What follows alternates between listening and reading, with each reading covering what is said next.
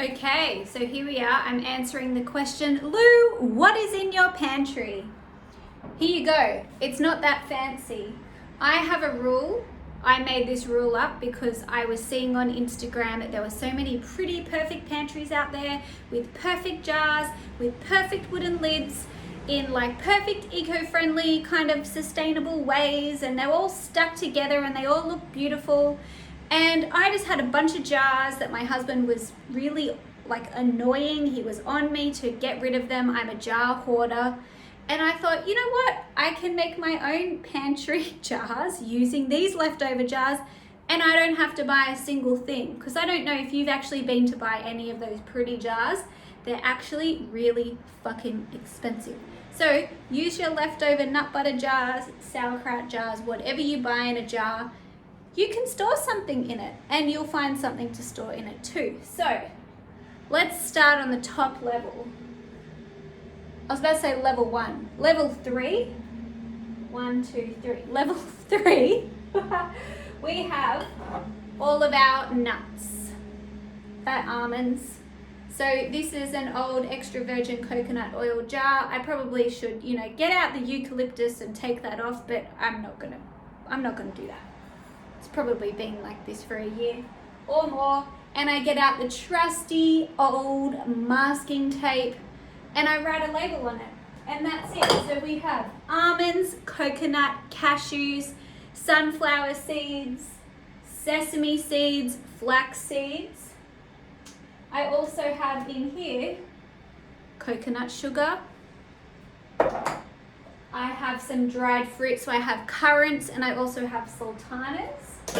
And I have a hell of a lot of pepita seeds, still from my catering days, and I think I bought an extra bag, an extra kilo or so. And it just turns out that I don't actually use a lot of pepita seeds. So I actually use them in my crackers. Great segue, Lou. So I make my mum's crackers. These are on my website. They're called Mum's Crackers. They're bloody amazing. Everyone goes nuts for them. And I do put pepita seeds in there. So I just need to make more crackers, it seems. Next up, I have a huge container of oats, if you can see that. And normally, see, I'm also lazy because I've bought the Carmen's muesli. So I just mix it up, and whatever I feel like having for breakfast, I do. With these, I could make bircher, but I could also make up my own granola, which I do sometimes. I definitely don't do it a lot or enough because it's not a priority for me, although it is really bloody delicious. Maybe I'll start doing that a bit more. Moving over, we have some extra flour up there. You can see in those blue containers.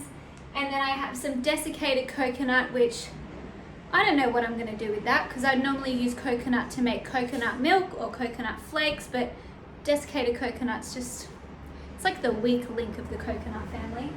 And then moving along is some extra stuff. So I have some caster sugar, which I use in my pickles. And I also have some raw sugar, which I used for my face scrub. And just some extras, extra things that I have. Okay, level 2. This is where things get interesting. So they're all amazing, I will say actually. Peanuts, toasted up. So you could do this with any nuts that you have. Toast up a cup or two and have them ready to go for the week. So they're just stored in a jar or in a container, ready to go to put on top of your meals and your salads for instant deliciousness. So I recommend this with sesame seeds. I think I have some here. I just have this cute little container, sorry, still using Glad wrap. It's from the catering days. Sesame seeds, so I just have them in little jars. I also have some pumpkin seeds here. So these were scooped out of the pumpkin and I toasted them up while I toasted the pumpkin, and they're just there as a reminder next to my stove to use them on my meals. Instant deliciousness. Okay, level 2. This is where things get interesting. These are all what I would call my base ingredients. So base ingredients are things that for me and I teach all of my clients are essential cooking knowledge. And once you do them once or twice, that recipe is just stored in your brain, and then you know for next time, and it's a filler in a meal, but it also adds deliciousness, and it is, you get a lot of goodness. Get a lot of goodness from these types of things, and we shouldn't shy away from them. So, yellow split peas. This is just at the moment, it changes. I also have 2 lots of brown, 2 lots of brown basmati rice. One's labeled incorrectly. Red lentils. I have freekeh. I have, what are they called? Rice noodly things. We need to use them, actually. They've been in there a while. I have nutritional yeast in the wrong spot, potentially, but where do you put the nutritional yeast? I don't know. It kind of fits there. We have standard white rice, because coconut rice is best made with standard white rice, if you like coconut rice. I have chickpeas, buckwheat, and now we're getting right to the back. Lentils, and there's also pasta back there in a big long container. And then we also have other pasta that's the linguine size, and it's just too long to fit in the container. How annoying is that? Okay, here are a few flavor things I want to highlight though. Sun-dried tomatoes. So I made these. I'm lucky because I just bought 16 kilos before this whole coronavirus thing hit. So this is about 2.5 kilos of tomatoes dehydrated into I think that's a litre or 900 mil jar, stuffed in there. I also have just harvested rosemary. So we have a big container of dried rosemary. I'm just bragging now, aren't I? I also have mushrooms, dried mushrooms, because we were lucky enough to go mushroom picking last autumn. So these are coming up to a year old. We've eaten a lot. And I also have dried lemons because my in-laws have a lemon tree and they gave me kilos of lemons. So I have a dehydrator, but you can also dry things in your oven, and people go, oh, what am I gonna, oh, that sounds difficult. You put your oven on the lowest temperature that you can. So if it goes down to 70, great. If it goes lower, great. Or you can just leave the door ajar, and you just cook them on that low temperature for probably 12 or 24 hours. You're not even in there. You don't even need to be in the kitchen. It's beautiful. It's nothing difficult about that. It's not difficult, it's just different. So over in this side of the cupboard that you can't see, it's a very annoying pantry. We have tahini, we have a lot of honey. We love to collect honey on all of our adventures, so we have local honey from all the local markets. We also have coffee, and then a shit load of tea. Herbal tea, green tea. There's medicinal mushrooms in there. All of the kind of witchy things that are going on. Tea side is over there. Teas that I make, teas that I've been gifted. Now, at the back here, these are like my stores that I've made and I just have leftovers. So we have some rosemary oil. And I also have a huge container of ghee that I made maybe a month or 2 ago. And so that's at the very back because we don't need it anytime soon. Now, coming down onto level 1, or did I do it backwards and this is level 3? I don't know. We're on the bottom level. You can't even see that. Salt and pepper right here. So these are all the things I have a container. This is where things get organized and kind of crazy. So these are all the things that I use very regularly, and they're at the front. So I can just pull them out. I'm going to lower the camera. I can't lower the camera. Behind that I have baking things, so yeast, baking soda, baking powder, extra salt, and just that kind of annoying things like no category things but have a category but don't need a whole section kind of things. Next over, I have some tin stuff. So while I'm the biggest fan of you having dried chickpeas and beans, and that's what I want and that's what I love to cook, I still keep a jar or two of chickpeas on hand because sometimes you just need a can of chickpeas. Also in there, coconut milk and things like that, coconut cream. We have some of Pete's favorite chili sauce. Then we're into flavor territory now, so I have some stock. That's very backwards, but that says San Elk, and this is their low FODMAP vegetable stock. This is amazing. Even if you make a soup, you make my blender roasted pumpkin soup, I put in a teaspoon of that and it just like ups the flavor so much.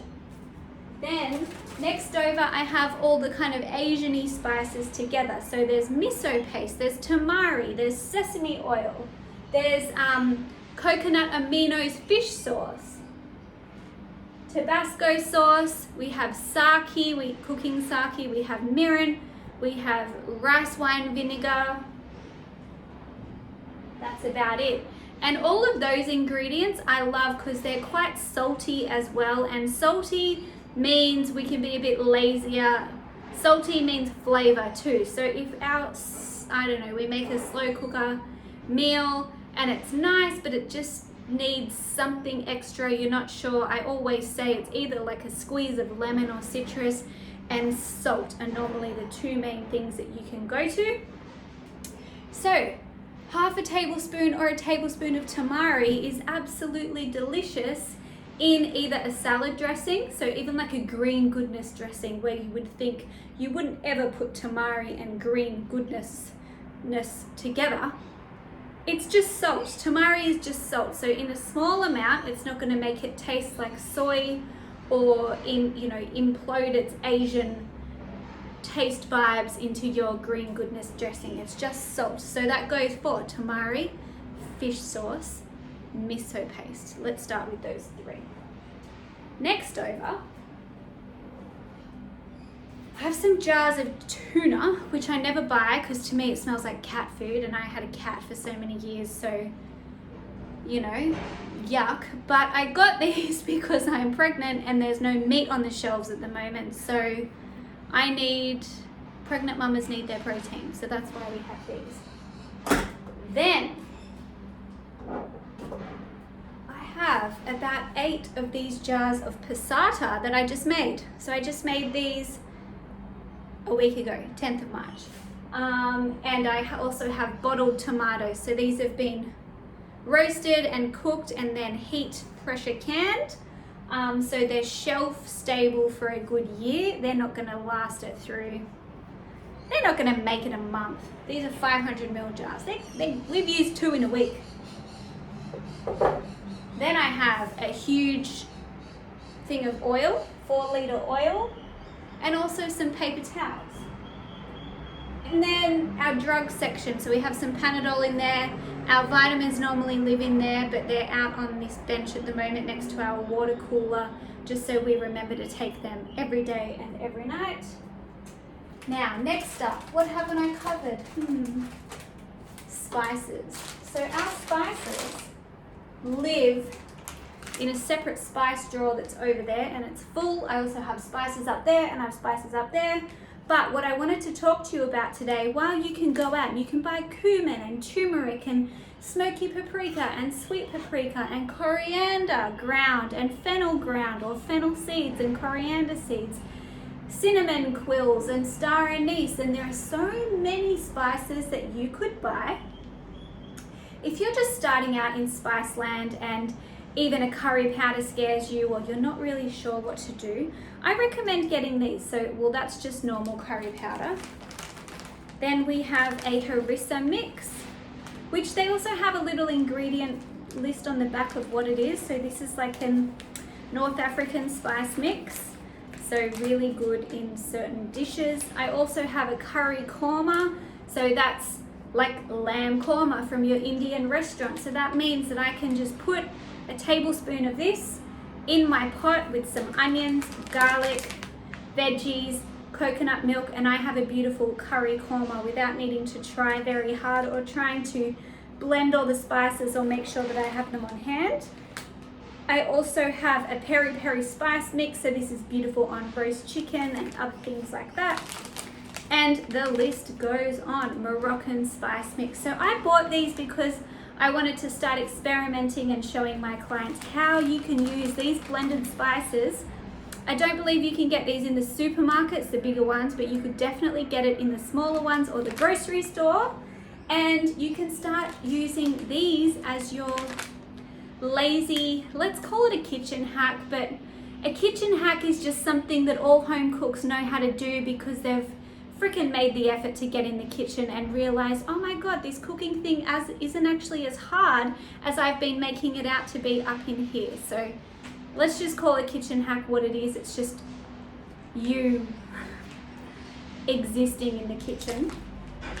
But these are a really good flavor bomb just to make your meals amazing without needing to have all of the spices on hand all of the time, because there's a lot going on in these. So that's it. Pantry done.